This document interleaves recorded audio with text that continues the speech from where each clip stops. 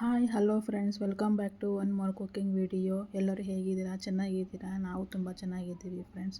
ಬನ್ನಿ, ನಾನಿವತ್ತು ಮಿಕ್ಸ್ ಕಾಳುಗಳನ್ನು ಹಾಕಿ ಪಲ್ಯ ಮಾಡ್ತಾಯಿದ್ದೀನಿ. ಬನ್ನಿ ಹೇಗೆ ಮಾಡೋದಂತ ನೋಡೋಣ. ನಾನು ಮೊದಲಿಗೆ ಹೆಸರು ಕಾಳು, ಕಡಲೆಕಾಳು, ಅಲಸಂದಿ ಕಾಳು, ಮಡಿಕೆ ಕಾಳು ಮತ್ತು ಶೇಂಗಾ, ಅಲಸಂದಿ ಕಾಳೆಲ್ಲ ಮಿಕ್ಸ್ ಮಾಡಿಕೊಂಡು ರಾತ್ರಿ ನೆನೆಸಿಟ್ಟಿದ್ದೆ ಫ್ರೆಂಡ್ಸ್. ಅದನ್ನು ಬೆಳಗ್ಗೆ ಕುಕ್ಕರಿಗೆ ಹಾಕಿ ಒಂದೆರಡು ಮೂರು ವಿಜಲ್ ಹಾಕಿಸ್ಕೋಬೇಕು.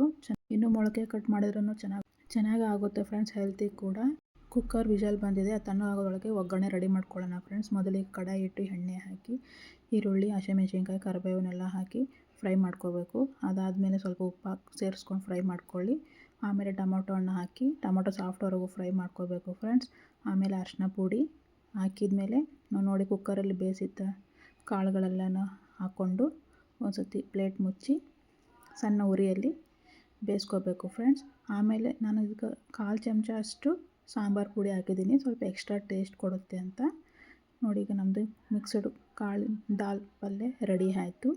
ಈಗ ಇನ್ನೊಂದು ಕಡಾಯಿಗೆ ಕಡಲೆ ಹಿಟ್ಟು ಒಂದು 3-4 ಸ್ಪೂನ್ ಕಡಲೆ ಹಿಟ್ಟು ಹಾಕ್ಕೊಂಡಿದ್ದೀನಿ. ಇದು ದಪ್ಪ ಮೆಣಸಿನ್ಕಾಯಿಗೆ ಸ್ಟಫಿಂಗ್ ರೆಡಿ ಮಾಡ್ಕೊತಾ ಇದ್ದೀನಿ ಫ್ರೆಂಡ್ಸ್. ಕಡಲೆ ಹಿಟ್ಟು ಚೆನ್ನಾಗಿ ಹುರ್ಕೋಬೇಕು.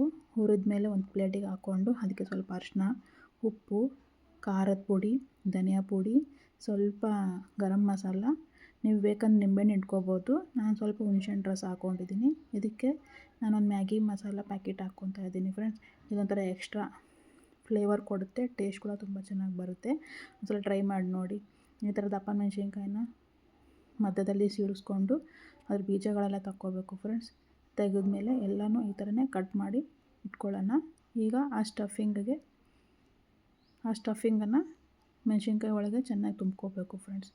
ಇದು ವಿತೌಟ್ ಆಯಿಲ್ ರೆಸಿಪಿ. ನಾನು ಇದು ಮೆಣಸಿನ್ಕಾಯಿನ ಫ್ರೈ ಮಾಡಲ್ಲ, ಸ್ಟೀಮ್ ಮಾಡ್ತಾಯಿದ್ದೀನಿ. ಒಂದು ಹನಿ ಆಯಿಲ್ ಇಲ್ದಂಗೆ ಮಾಡ್ಕೋಬೋದು, ಹೆಲ್ತಿ ಕೂಡ. ನೋಡಿ, ಈ ಥರ ಸ್ಟೀಮ್ ಮಾಡ್ಕೊಂಡು ಇಡ್ಲಿ ಪಾತ್ರೆಯಲ್ಲಿ ಕೂಡ ಇಡ್ಬೋದು. ನಾನು ಈ ಪಾತ್ರೆಯಲ್ಲಿ ಸ್ಟೀಮ್ ಮಾಡ್ತಾಯಿದ್ದೀನಿ. ಅದ್ರ ಮೇಲೆ ಪ್ಲೇಟ್ ಮುಚ್ಚಿ ಒಂದು 20-25 ನಿಮಿಷ ಬೇಯಿಸ್ಕೊಂಡ್ರೆ ನೋಡಿ ನಮ್ಮದು ಹೆಲ್ತಿಯಾದ ಮಿರ್ಚಿ ಸ್ಟಫಿಂಗ್ ರೆಡಿ ಆಯಿತು. ಅದ್ರ ಜೊತೆ ನಾನು ಜೋಳದ ರೊಟ್ಟಿ ಮಾಡಿದ್ದೆ ಫ್ರೆಂಡ್ಸ್. ನೋಡಿ ಎಷ್ಟು ಚೆನ್ನಾಗಿ ಕಾಣ್ತಿದೆ ಪ್ಲೇಟೆಲ್ಲ, ತುಂಬ ಹೆಲ್ತಿ ಕೂಡ. ನೀವು ಒಂದ್ಸಲ ಟ್ರೈ ಮಾಡಿ. ಬಾಯ್.